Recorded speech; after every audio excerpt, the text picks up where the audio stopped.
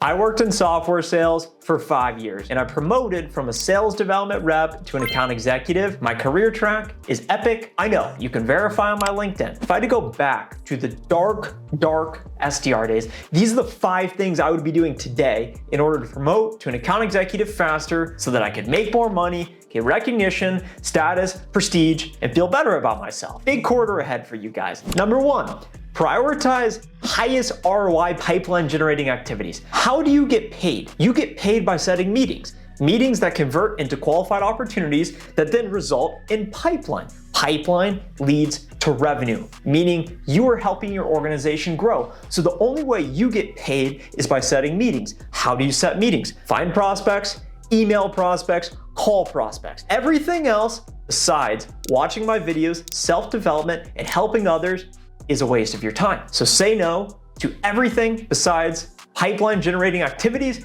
Be ruthless with your time. Number 2, know your numbers. What is your quota? What number do you need to hit in order to promote to a senior sales development rep or to an account executive? And most importantly, what is your target? And if you do not know all 3 of these numbers, you have no chance of being successful. There's someone working from home, sitting on the couch in revenue operations at your company right now, fiddling around the computer, not making cold calls, and deciding what your quota is. So should you work to reach your quota, a number assigned to you, or should you work to reach your potential? What I mean by this is if your company says, hey, you gotta set 5 meetings this month. Okay, your target should be 10 meetings this month. If they say you gotta make 40 calls, make 80 calls. If they say you gotta work in the office 2 days a week, you're gonna go in the office 4 days a week. If you have an all hands meeting in your office, you're sitting in the first row. And this is what it looks like to know your numbers, but more importantly, generally just care about your success. Number 3, invest in your AE relationships. This is the game within the game. How do you get a qualified opportunity? You can't go accept the opportunities yourself. So you need to coordinate a meeting between a prospect and your account executive. You need that meeting to go well. You need the prospect to have a pain that your solution can solve. You need your account executive to produce into a subsequent meeting. You need your prospect to validate that the prospect on the other end of the call has some involvement in the overall sales evaluation process. This is a lot of criteria. So you need to have a tight relationship with your account executive, because anytime the meeting is borderline when, hey, it could be accepted, it could be denied, you don't want to be begging under your account executive's desk saying, hey, I only eat this month. If you accept this opportunity, come on, please. You don't want to be in the state of desperation. You want to be in a place of collaboration. You have a weekly meeting with your account executive on the calendar. If that's not scheduled right now, I feel sorry for you. Set up that meeting with them and tell them, hey, I'm here to make you more successful. I only make money when you make money. What are your goals? Oh, you also want to hit quota? Cool. Okay, so we're aligned. What can I do to help you? Okay, I'm gonna set meetings for you. What accounts do you want me to target? Better yet, I wanna prove to you that you should trust me to prospect into all of your accounts. So this is what you do. You download a list of your account executive's entire account list, and you make a territory plan, and you prioritize what accounts are the best based on revenue, employee count, geographic location, use case. So for example, if all of your company customer stories are financial services with banks, should you focus on calling banks, credit unions, insurance companies, or should you focus on calling manufacturer or quick service restaurants? You should look at your account executives list and identify the highest potential accounts. You show up to those weekly meetings and say, these are the prospects I have found within your accounts. This is a relevant industry article or article on this unique account, perhaps they're public, from their 10K even, that I have identified that I'm gonna use in my messaging. How does that sound? They're gonna say, as a matter of fact, I love you and I'm gonna accept all your opportunities. And whenever a lucky freebie comes my way, I'm gonna have you create it. And this is called the game within the game. You lead with value. And the most competent sales development reps will hit between 125 and 150% on their own accord. It is the SDRs that are always surpassing 200%. They have very close relationships with their account executives, believe me. If you are enjoying this video so far, hit the thumbs up button now because it supports the channel, just like accepting my opportunity. Number 4, warm up your prospecting. If your friend calls you on the phone, you recognize their name, you answer the phone. If you get a random 877-555-0505 number, you're not gonna answer it because it looks like a telemarketer. Someone's trying to solicit you. That's what you're doing to prospects. So when you call people totally out of the blue,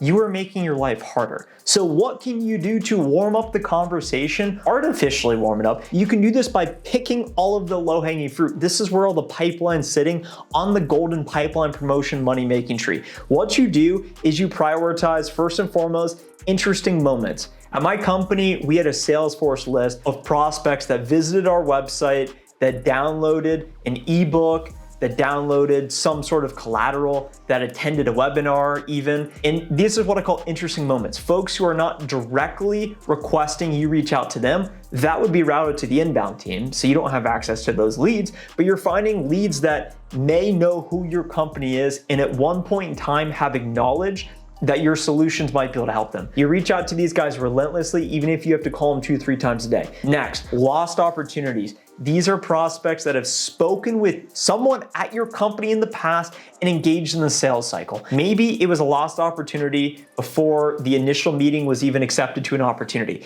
Maybe you were at the final stage of a business consideration, 100K deal in which they didn't end up making a decision and they may still be in the market for a solution. So at the start of every quarter, you want to run that lost opportunities report. Next, you can go to live conversations. This is a list of perhaps sales development reps or account executives who have called all of the prospects in your book of business and have spoken with them on a cold call. Many of these probably did not result in set meetings, but at one point in time, they spoke with someone at your company and it could be a great time to re-engage.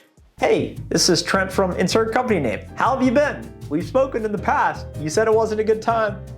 Let's talk now. Boom, meeting set. The fifth way to promote to an account executive faster is to learn from those above you. I get dozens of messages every day on LinkedIn, and if we're not connected, go connect with me after this video, and they say, hey, I'm about to start at this new company, what should I do?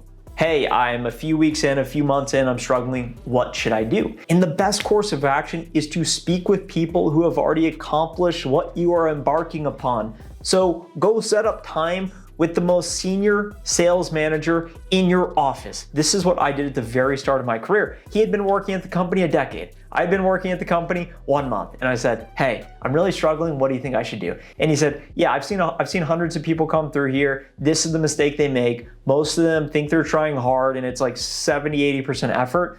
And if you want to be successful, you got to be all in.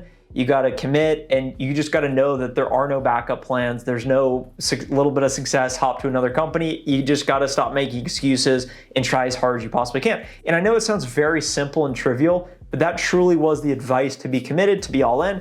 And I learned that from a senior sales leader, and that influenced the rest of my career. Also, as you think about the office politics dynamic, you don't want to artificially try and build fake relationships, but you do want to be connected with the highest ranking people in your office, because when it comes time to layoffs or when it comes time to promotion decisions, they are the ones that are then going to influence the account executive managers. So you as a sales development rep, proactively begin reaching out to the account executive managers, not only to seek out their advice, because more oftentimes than not, they have value to offer you. You want to begin to plant the seed of, hey, I'm a high potential SDR, I'm a year out from promoting, I'm really interested in learning more about what you value on your team. Start to learn from them and plant that seed so that when they're able to expand their team and you are eligible for a promotion, or perhaps you have not even hit your number, but they desperately need someone on their team, they could then pull you up. So that is a way to completely beat the system and play the game within the game.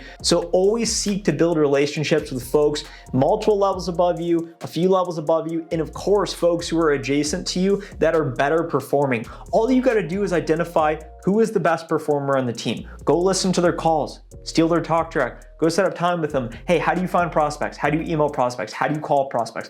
That is all that matters at the end of the day. And the sixth and bonus way to promote to an account executive is to start running meetings now. So many SDRs wait. They may or may not attend the initial meetings that they set up. They'll maybe take some notes, but they never actually run meetings until they're an account executive, because that's when they have to. The best decision I ever made was when an account executive forced me to run a meeting, and I actually ran the meeting.